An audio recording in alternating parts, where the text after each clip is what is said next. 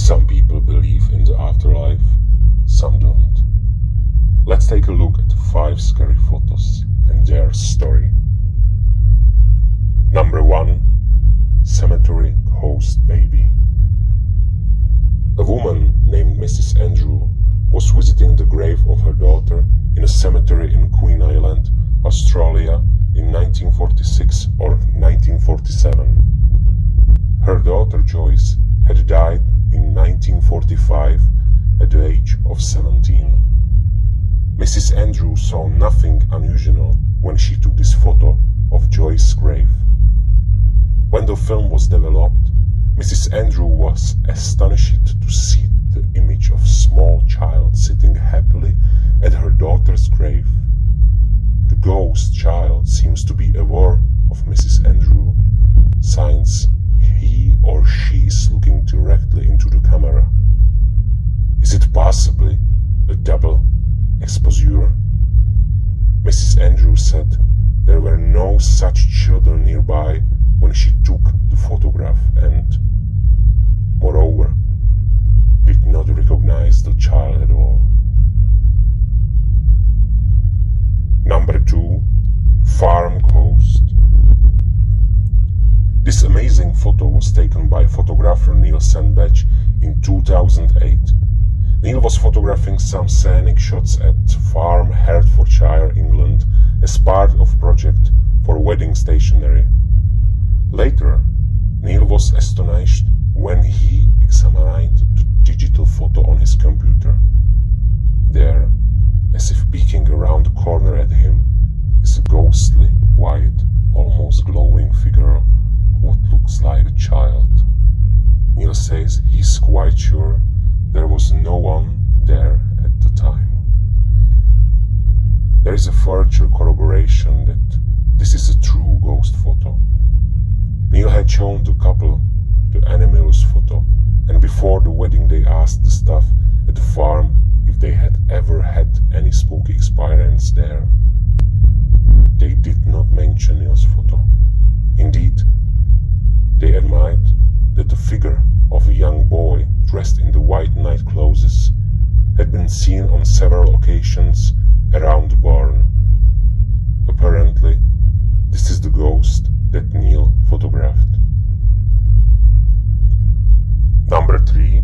The Ghost of Boot Hill Cemetery. Terry I. Clanton is an actor, recording artist and cowboy poet, and is also a relative of the legendary Clanton gang who clashed with the Arabs and Doc Holliday at a famous gunfight at OK Corral.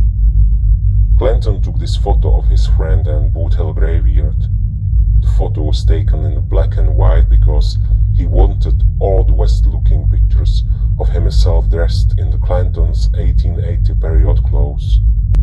Clanton took the file for developing to the local dirty drugstore, and when he got it back, was startled at what he saw.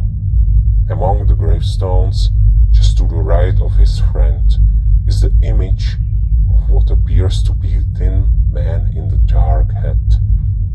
By height, the man appears to be either legless, kneeling, or rising up out of the ground. Number 4. The Backseat Host. Mr. Mabel Chinnery was visiting the grave of her mother one day in 1959. She had brought along her camera to take photographs of the gravesite.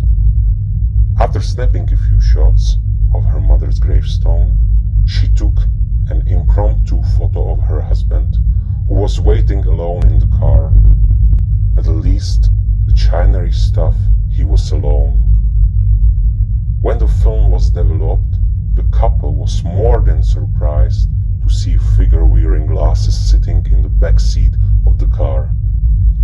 Mr. Chinnery immediately recognized the image of her mother, the woman whose grave they had visited on the day. A photographic expert who examined the print determined that the image of the woman was neither a reflection nor a double exposure. Number 5. The Watcher. future. This photo was taken in the Corroboree Rock at the Alice Springs, Northern Territory, Australia in 1959.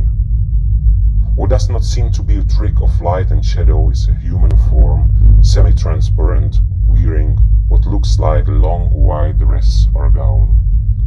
More curious, the figure seems to be holding something in the manner that a person holds a camera of binoculars. One possibility is that this is double exposure of a living person. In 1959, this image would have been captured on film. If it's not double exposure and this is spirit captured on film, then a number of questions arise. What is the entity looking and why? Do they have cameras and binoculars in the afterlife?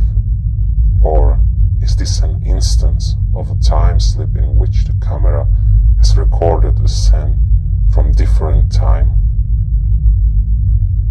It has even been speculated that this figure might actually be a time traveler or interdimensional being who was being photographed in the act of watching us.